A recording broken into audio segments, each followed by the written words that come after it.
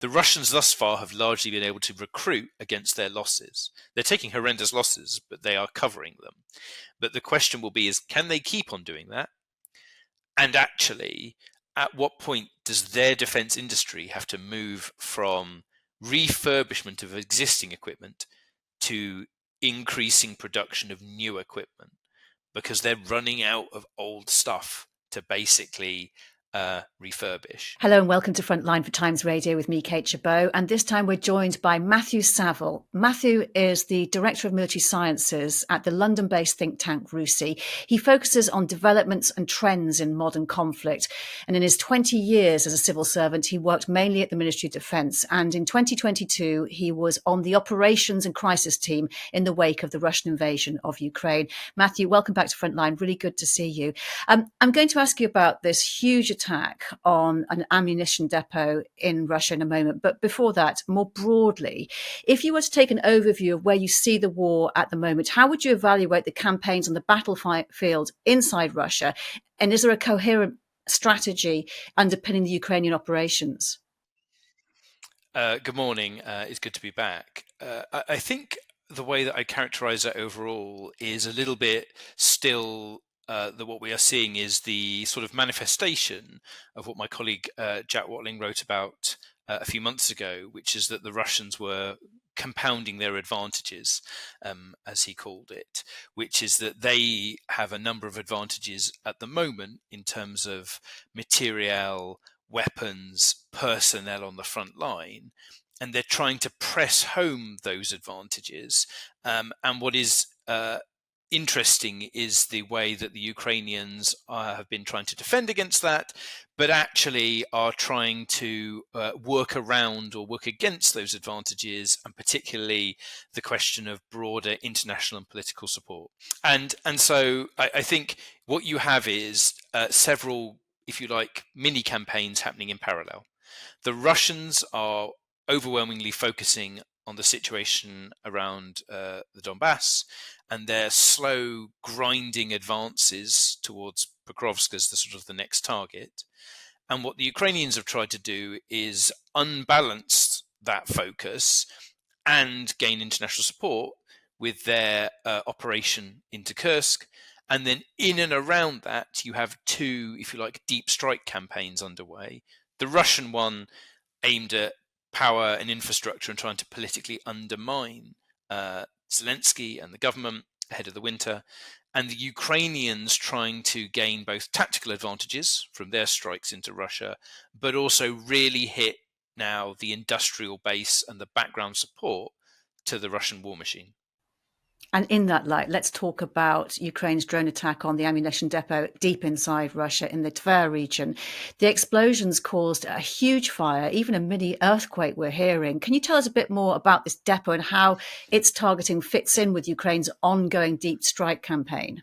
Yes. Now, I should say that I don't have sort of deep, in-depth knowledge of the depot, but this is one that's hundreds of kilometers deep into Russia, so it's beyond the range of some of the discussion that's been taking place around Western supplied weapons. But it looks like one of their largest facilities. Certainly, this attack appears to be one of the largest in terms of numbers of drones used, and then the impact, and a storage site for what appears to be a combination of artillery, ammunition, multiple launch rocket systems, and potentially some of their longer range cruise missiles. So sort of lots put in a location that is quite deep inside Russia.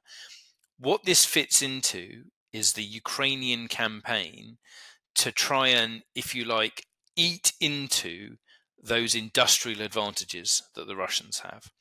What they've been doing over the past 18 months is a combination of refurbishing existing and older equipment, pulling stuff almost out of museums to keep the land campaign going, backed up by a huge increase in artillery production, and then the production of newer air-launched cruise missiles and other those kind of weapons, that the very long-range things that they hit the Ukrainians with.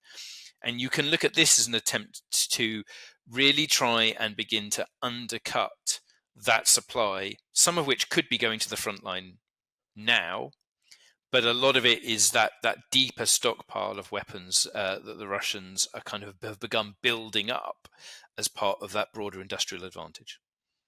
And why do you think that Russia's air defences failed to protect a military site of such significance? I mean, that is a huge question. There are bits and pieces of reporting and some of it sort of media leaks that are coming out, and it's often difficult to know, particularly at this stage, which of these is true. There's a couple of factors at play. Some of this is that Russian air defenses across the board have been stretched by the increase in Ukrainian drone attacks. So some of the questions have been, for example, around, well, what is there around Moscow? Now, that mostly looks like it's been intact, but there is some evidence that things might have been moved around. The way that the Ukrainians have been launching drones against targets, not just directly northwards, but northeast or out to the east, they've hit a number of air bases. Some of those are sort of token strikes, but the point that they've been making fundamentally is that they can launch drones at ranges over 1,000 kilometers and hit targets in a number of directions. And so fundamentally, the Russians have a finite supply of air defenses. Lots of the ones that were in Crimea have been destroyed and need replacing.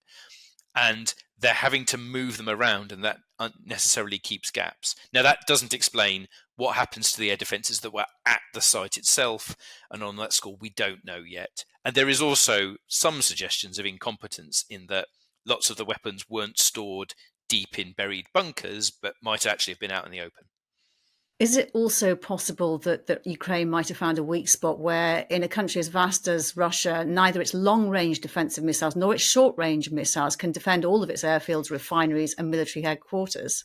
I mean, there is fundamentally a challenge of spreading themselves thinly. I mean, they can't put extensive air defenses absolutely everywhere because of the sheer volume of targets. Now, in some respects, that's part of the Russian advantage. They have so much industry and so much production capacity in any number of areas that gives them a fair degree of resilience. So I don't think we should look to things suddenly drying up on the front line immediately. But at the same time, they can't defend everywhere at once in depth. And that gives the Ukrainians options to basically pick and choose their targets, provided they can get enough of the drones through. And I think it is worth emphasizing what we often see is the end result. We see a handful of drones getting through. What's of interest in terms of their effectiveness is how many did they have to launch to get those handful through at the end. So getting the drones through, but also getting the drones in the first place, because if Europe were able to ramp up their production of drones and provide them to Ukraine, how much of a difference could that make? I mean, it's one of the areas where in the debate over the supply of Western long-range weapons, some of the suggestions are that this is actually a better bet in the medium to long term, which is Ukraine has got a thriving and growing industrial base in drone production, but it's certainly an area where there has been support from international partners to date because they've talked about it, and it's potentially very fertile ground for future investment. I think the bit that is important, though, is for the time being, whilst these drones have very long range, they're not necessarily particularly stealthy. There's also an issue over their warhead size, which is that many of these are smaller warheads. They're not going to penetrate buried or heavily protected targets. So investment in new types of drones would be valuable. And we've seen the Ukrainians actually talk about that recently, a kind of a new either rocket or essentially something that looks a lot like a cruise missile, but is being described as a drone. So at some point, the Ukrainians want to equip long-range drones with larger or more sophisticated warheads. The timing, though, of this attack, I mean, it couldn't be better in a sense for President Zelensky, because if he wanted to prove the point of what the Ukrainians can do at an important political moment, it was quite spectacular, and it builds this compelling argument for President Zelensky as he prepares to take his victory plan to the US. Yeah, so I think you can see there's obviously a huge debate still raging over whether the Kursk incursion has been or will be worth it. And I've sort of been urging a bit of caution, because you kind of need to know what losses they've suffered for what gain they've got. But I think it has achieved a political impact in terms of showing that they are still willing and able to take the fight to Russia. And these kind of long-range drone strikes basically do something similar, that they demonstrate that Ukraine is not being passive, that it is thinking ingeniously about how to counter Russian advantages. And I think there's a domestic audience for that as well, because obviously there has been and will continue to be a degree of internal criticism, particularly if things continue to go against them on, if you like, the Eastern Front and Pokrovsk. I know you say it's too early to really judge whether or not the Kursk operation has been successful or not, or how effective it will have been, because we don't know the losses on the Ukrainian side. But can you at all assess whether or not it's been successful in denting Russia's ability to go on the offensive in Ukraine? It doesn't look like it has significantly slowed the Russian focus on Pokrovsk. So there is some suggestions that they've moved forces in from all over the front and from some of their reserves, but they have continued advancing. There's been a bit of debate about has that stopped for a while, but they do seem to be inching forwards. It is interesting that they have ended up, the Russians, this is, if you like, tolerating the incursion for longer than I thought they would, and that their counterattack in Kursk has been not that impressive so far, and certainly not as urgent. So I said, a month ago, I don't think the Ukrainians would want to hold this land for more than a couple of months, because the losses that they would take in the face of a Russian counterattack could be extensive. Well, we're 6 weeks in, and there isn't much of a sign yet that the Russians have really assembled and are pushing back effectively. The danger is that's because they're going to take a longer term attritional approach, that Putin is actually prepared to take the internal criticism because he can suppress it, and that what they actually do will simply chip away at those Ukrainian forces over weeks and leave them with the dilemma of how much they continue to invest in the sunk cost of a physical presence in Russia. What do you think Ukraine could do, though, to Russia's war effort if it were able to get its aircraft over Kursk Oblast with long-range strike capability? So I think there are a series of tactical advantages. So if we kind of go into the question of where might the Western weapons that have been the subject of much debate, particularly ATACMS and Storm Shadow, where do they add value? And the value that the Ukrainians would get from them is partly political, because it shows that the West is prepared to face down Russian claims of escalation. And then to a degree, Zelensky has kind of made it a public test of political support. The tactical is that they could get at the headquarters, the ammunition supply locations, the logistics supply locations of the Russian forces that are pressing around Kursk, and actually are moving forwards into northern Ukraine around Kharkiv. They've still got that small but not very successful lodgement there. And bringing these weapons into play give them a way of getting at those forces. And there are still targets there to hit. What it wouldn't do is substantially affect, the long-range bomber aircraft, which are way out of range, and some of the glide bomb launching kind of smaller fighter bombers, because it sounds like they have mostly moved just out of range as well. We have seen Ukrainian aircraft operating over Kursk, dropping bombs on Russian forces there.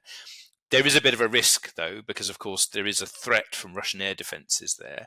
And the calculation for the Ukrainians would be, is do they want to take that small number of aircraft that have been converted to fire things like Storm Shadow and Scalp and push them further forward where there is an increased risk? And that's a calculation for them to make on the basis of what they think they could bring into range by being more exposed.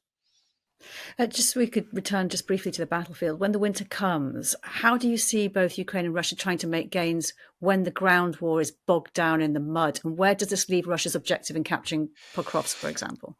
Well, good question. And a lot of this you need to be the sort of meteorologist community. Of course, what we've learned is that it varies over the winter, because you get the period where the ground is boggy and muddy. You then, if it's particularly cold, the ground hardens again and maneuver becomes a lot more possible. Um, I think the timeline for the Russian advance in and around Pokrovsk is difficult to judge, because it's sort of inexorable, but it's not particularly rapid. The issue at the moment is that it's now come into short range artillery range. And so they can really begin to basically punish forces that are in and around the city and force civilians out. And so they don't have to have units on the ground in Pokrovsk to begin posing that challenge of whether it's worth holding or not. So there is a world in which they stop slightly short and just smash and destroy it, and inflict casualties on Ukrainian defensive forces. And of course, the reason why it matters is partly because it's also a fairly significant logistics hub. If they get in there, the kind of the roads and other options that are available to them to begin to look north, Turetsk, Kramatorsk, Sloviansk. I think the overall rate of advance might not be that impressive, but the truth is we don't quite know what the cascade effect will be if the Ukrainians get in, sorry, if the Russians get in, and how far back the Ukrainians have to withdraw. Because there's also the issue of Chasiv Yar, and that matters in terms of geography because it's higher ground. So you could see a decision imposed on the Ukrainians, which is that to realign to defensive lines, they actually end up moving back much further than is politically acceptable, but it would be tactically prudent. Well, let's move on to the politics. And we know that President Zelensky is off to the US next week. We will no doubt be pressing for permissions for long-range strike capabilities into Russia using Western donated missiles. And he will be delivering this plan for victory. What realistically would be the best case scenario outcome for him? I certainly think getting a change in Western permissions would be very valuable. Ideally, not announced at the time. I mean, I think the challenge is, as I said, politically, he's basically made it a test of international support and the argument that Russian escalation threats are fundamentally overblown.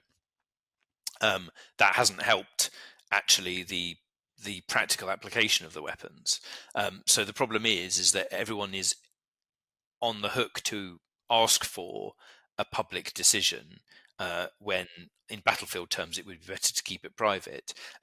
But I think he'll be looking for some kind of, ideally, endorsement of a medium-term plan that actually sets out how partners will continue to supply material and weapons. So he's got confidence in that medium-term supply, but also a plan for approaching the training of Ukrainian forces and the equipping of them, such as that they can try again at pushing back potentially next year. And I think he'll also be looking for some kind of confidence in terms of support over facing down the Russians. I mean, ideally what he would like is a bit of a better international effort on sanctions, not overall economic sanctions to somehow force Russia to its knees, but more targeted work on preventing particular components ending up in Russian weapons, on external support from the North Koreans and the Iranians, and something that really puts the pinch on Russian notions that they can outlast the Ukrainians. Just to pick up on something you mentioned just then about the sort of risks or the expectation of having some kind of big public announcement about whether or when the West grants this permission, the US grants this permission for the deep strikes using Western donated weapons into Russia itself. It brings me to a point that the former UK Defence Secretary was making in an article he wrote this week about deterrence and about the need for ambiguity, like not knowing exactly what is going on, but also acting quickly when you say you're going to do something, you actually do it, and then backing up soft power diplomacy with hard power. I'm just wondering if you're going to mark the homework of Ukraine's allies against those criteria. How are we doing? Probably not great recently. The sort of deterrence nerds, and I'm sort of one, would talk about the C's of deterrence, which is sort of clear communication of a consistent message, basically, but underpinned by a degree of ambiguity, in order that your adversary understands that there are consequences if they take certain actions. But what you try and avoid doing is defining a kind of specific. You don't want them to think they've got too much latitude. And so, for example, in Ben Wallace's experience, he was responsible for driving forward the decision to give Storm a shadow. And what he did was privately communicate to the Russians that if they continued to strike Ukrainian civilian targets, he regarded that as escalation, and therefore he would respond with a UK offer of support on long-range weapons. And he, wasn't completely clear what that was, or the volume or anything, but he essentially set out a message about consequences if the Russians continue to take specific activity. They didn't, so the UK provided Storm Shadow. There was a little bit of kind of briefing about it, but there wasn't a huge public debate. And the first that was really known was when they were successfully used. And what's happened more recently is that I think a combination of the Ukrainians wanting to up the ante and putting a lot of this out publicly, and other public debate and some unfortunate briefing has undermined the deterrent message. Because firstly, there's been no real description of the consequences. There's been no clear communication of resolve.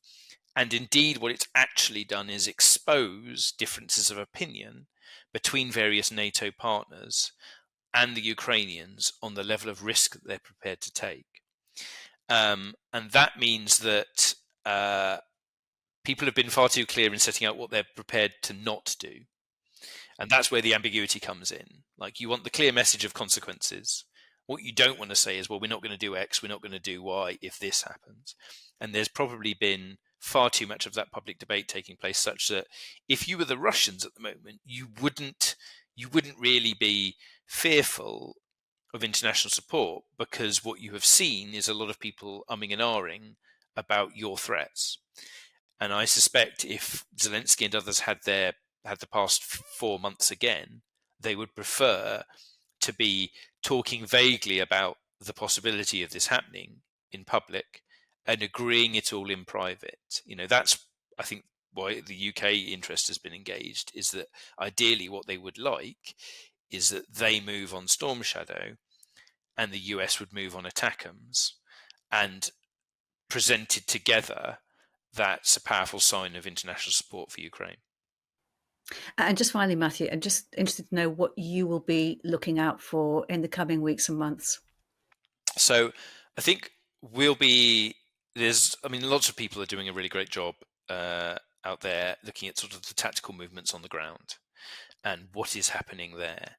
I think there will be interest in whether or not the Russian strike campaign against critical infrastructure in Ukraine and power continues and begins to escalate. I think there will be interest in any evidence that they've actually managed to assemble a decent reserve to counterattack in Kursk in serious volume. I think the question of Ukrainian performance in Kursk, and particularly casualties, I wouldn't expect a lot of that to come out, because the Ukrainians are obviously quite reticent to release that, but like understanding how that is going. And then I think actually it's the big background picture. How is Ukrainian mobilization and training going? And are they now overcoming the challenges that they faced in putting together those large and well-equipped forces who have trained on the equipment that they're using to present their ability to go again next year? Because that is set against Russian headlines on mobilization, where they've just talked about mobilizing several 100,000 more to hit this target of 1.5 million. The Russians thus far have largely been able to recruit against their losses. They're taking horrendous losses, but they are covering them. But the question will be is, can they keep on doing that? And actually, at what point does their defense industry have to move from refurbishment of existing equipment to increasing production of new equipment? Because they're running out of old stuff to basically refurbish. And their defense industry might face a crunch period, it potentially into much later next year, but their reserves are not infinite either. And so actually what people are trying to divine is stuff that naturally they want to keep private, which is what's their industrial base looking like.